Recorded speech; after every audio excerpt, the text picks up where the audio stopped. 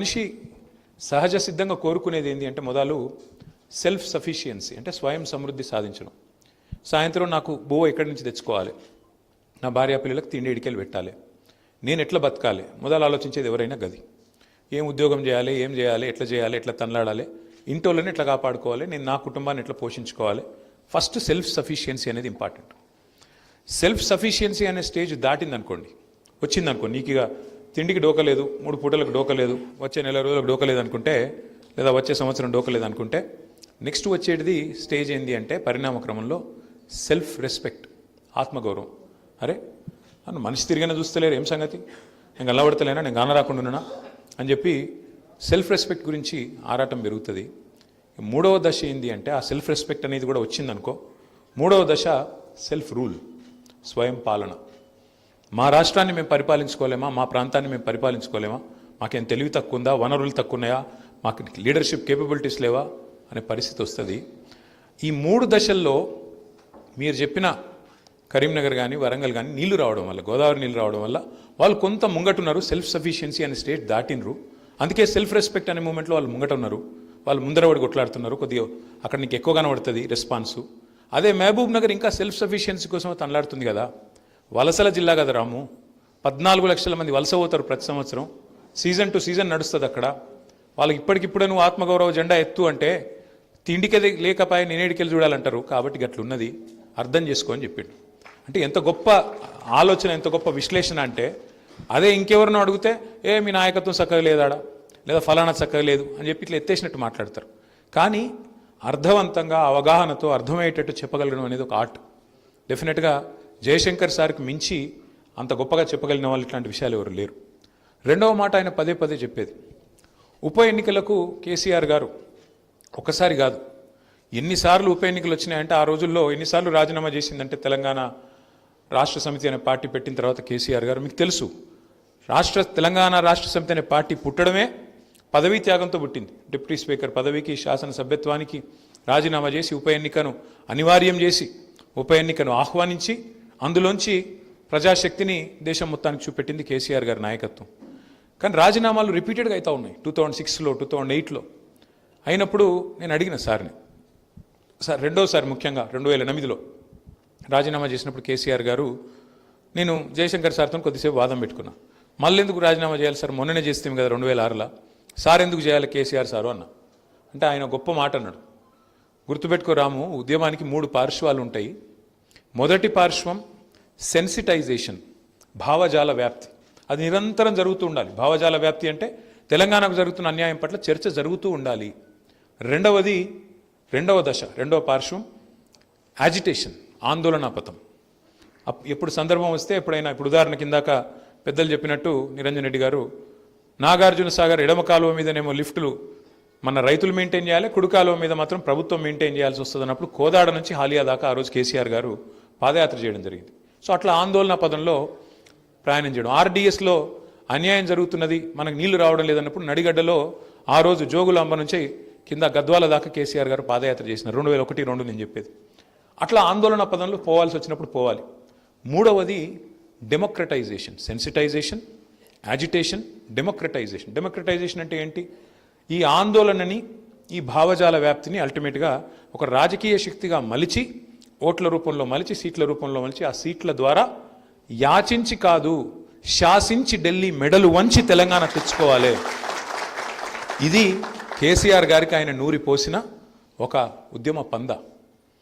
అంటే ఇవాళ చూస్తూ ఉంటాం, చూడండి, ఢిల్లీలో 75 సార్లు మన ముఖ్యమంత్రి రేవంత్ రెడ్డి ముఖ్యమంత్రి అయిన తర్వాత ఇది 75వ ఈరోజు ఢిల్లీలో ఉన్నాడు. ఆయన ముఖ్యమంత్రి అయి 32 నెలలు కాలే, ఎల్లుండితోనో రేపటితోనో 32 నెలలు అవుతుంది. కానీ 13 రోజులకు ఒకసారి ఢిల్లీ పోతాడు, 2-3 రోజులు ఆడు ఉంటాడు, దేహి దేహి దేహి అని ఈరోజు అక్కడ యాచిస్తూ ఉన్నాడు. వాళ్ళకి మరి యాచిస్తున్నాడో వాళ్ళకి ఇచ్చొస్తున్నాడో కానీ మొత్తానికైతే ఢిల్లీ పోవడం అంటే ఢిల్లీ వాళ్ళ ముందు యాచించి, ఢిల్లీ ముందు గులాంగిరి చేసి, జయశంకర్ సార్ కోరుకున్నది ఇదే. ఏమన్నాడు ఆయన, ఢిల్లీకి సామంతులు ఉండొద్దు, స్వతంత్రులు ఉండాలి. ఎన్నటికైనా స్వీయ రాజకీయ అస్తిత్వమే తెలంగాణకు శ్రీరామ రక్ష. తెలంగాణ కోసం ఒక స్వీయ రాజకీయ అస్తిత్వ పతాక ఉండాలి. ఎన్నటికైనా తెలంగాణ కోసం ఎలాంటి రాజీ లేకుండా ఎవరితోని కాంప్రమైజ్ కాకుండా గొంతు విప్పితే గర్జించే విధంగా ఓ సింహంలాగా గర్జించే గొంతు ఓ కేసీఆర్ తీరుగా ఉండి తీరాలే. అందుకే కాంగ్రెస్లో కలవద్దు అని గట్టిగా వాదించిన నాయకుడు, వాదించిన మహానుభావుడు ప్రొఫెసర్ జయశంకర్ గారు. ఎందుకంటే ఆయన నమ్మిండు బలంగా. ఎట్టి పనికైనా మట్టి పనికైనా మనోళ్ళు చెప్తారు పెద్దోళ్ళు, ఇంటోడే ఉండాలి అని.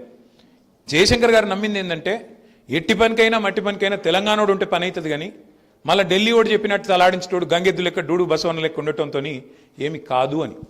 అందుకే ఇవాళ తెలంగాణ ప్రజలు ఆలోచన చేయాలి. మొన్న మీరు చూసింటారు, హరీష్ రావు గారు ఒక ప్రెస్ మీట్ వివరంగా పెట్టినారు. సోదరులు సోషల్ మీడియాలో కూడా పెడతా ఉన్నారు. ఎట్లా మళ్ళీ తెలంగాణకు నీళ్లలో అన్యాయం చేసే ప్రయత్నం జరుగుతున్నది, ఎట్లా తెలంగాణ వాటాని మళ్ళీ ఒక్కసారి తెలంగాణ ప్రాజెక్టులను రద్దు చేయమని గోదావరి రివర్ మేనేజ్మెంట్ బోర్డు మీటింగ్లో తెలంగాణకు సంబంధించిన 7 ప్రాజెక్టులు రద్దు చేయమని ఇవాళ తమ ఆధీనంలో తమ చెప్పు చేతల్లో ఉన్న కేంద్ర ప్రభుత్వాన్ని ఎట్లా ఆంధ్రప్రదేశ్ ప్రభుత్వం ఇవాళ ఆడిస్తున్నదో నిన్న వివరంగా హరీష్ రావు గారు చెప్తే మన వాళ్ళందరూ ఇవాళ నేను చూస్తూ ఉంటే ఉదయం పేపర్లో కానీ టీవీలో కానీ బ్రహ్మాండంగా మన వాళ్ళు కూడా మళ్ళీ ఒక్కసారి, అంటే ఢిల్లీ పార్టీల చేతుల్లో మళ్ళీ తెలంగాణ ఎట్లా తల్లడిల్లుతున్నదో ఒకసారి అర్థం చేసుకోవాల్సిన బాధ్యత మనందరి మీద ఉన్నది. ఎందుకంటే ఢిల్లీ పార్టీల చేతుల్లో జుట్టు అల్టిమేట్గా ఎవరి చేతులు ఉంటే వాడు ఆడిచ్చినట్టు ఆడతారు వాళ్ళు. అదే తెలంగాణకు నికార్సుగా తెలంగాణ కోసమే పుట్టిన పార్టీ, తెలంగాణ కోసమే అల్టిమేట్గా ప్రాణాన్ని పనంగా పెట్టడానికి సైతం మరి వెనకాడకుండా నడిపించిన నాయకుడు ఉంటే ఆ పరిస్థితి ఉంటుందా? ఇవాళ పార్లమెంట్లో, భారత పార్లమెంట్లో, లోక్సభలో ఒక బీజేపీ ఎంపీ లేచి తెలంగాణ ఏర్పాటును పాకిస్తాన్ ఏర్పాటుతో పోలిస్తే ఒక్కడన్నా మాట్లాడిండా లోక్సభలో? ఒక్క కాంగ్రెస్ వాడు, ఒక్క బీజేపీ ఎంపీ ఒక్కనికన్నా రేషం ఉన్నదా? అదే అక్కడ గులాబీ జెండా కప్పుకున్న మన ఎంపీలుంటే పోయి గల్లవట్టకపోదురు ఏం మాట్లాడుతున్నారో నా కొడక అని. ఒక గది తెలంగాణ గురించి జయశంకర్ సార్ శాసించి సాధించాలన్నది గది. ఆయన ఆలోచించింది, ఆయన కోరుకున్నది గది. కానీ ఇవాళ దురదృష్టం మళ్ళీ ఒకసారి తెలంగాణ చివరికి మళ్ళీ ఇంత సాధించి భౌగోళిక తెలంగాణ సాధించుకున్నా మళ్ళీ తిరిగి సామంతులుగా బతకాల్సిన పరిస్థితిని ఢిల్లీకి కప్పం కట్టుకుంటేనే బతికే ముఖ్యమంత్రులు, ఢిల్లీ చుట్టూ చిప్ప పట్టుకొని తిరిగే మరి అసమర్థ నాయకులు, వీళ్ళ వల్ల మళ్ళీ తెలంగాణ ప్రజలు కూడా తల్లడిల్లిపోయే పరిస్థితి వచ్చింది. ఇంకొక మాట కూడా మీకు ఈ సందర్భంగా నేను చెప్పాలి. ఇవాళ ఉదయం నేను ఒక ఫోటో పెట్టిన సోషల్ మీడియాలో. నాకు ఒక ఉత్కృష్టమైన సందర్భంలో ఒక మహా అనుభూతి అది. నవంబర్ 29 కేసీఆర్ గారు దీక్షకు దిగిన రోజు 2009. కరీంనగర్ నుంచి బయలుదేరి సిద్దిపేటకు పోయి అక్కడ కేసీఆర్ గారు ఆమరణ దీక్షకు కూర్చోవాలి. కేసీఆర్ సచ్చుడో తెలంగాణ వచ్చుడో, కేసీఆర్ శవయాత్రన తెలంగాణ జైత్రయాత్రన అంతటి తెగింపు ప్రదర్శించిన ఒక మహా అద్భుతమైన సందర్భం అది. తెలంగాణ సమాజం మొత్తం నిట్ట నిలువున మరి తెలంగాణ కావాలన్నా వద్దా అని తేల్చుకొని ఒకవైపు బరిగీసి నిలబడ్డ సందర్భం ఆ రోజు సార్తో పాటు, కేసీఆర్ సార్తో పాటు అదే కారులో నాయన నరసింహారెడ్డి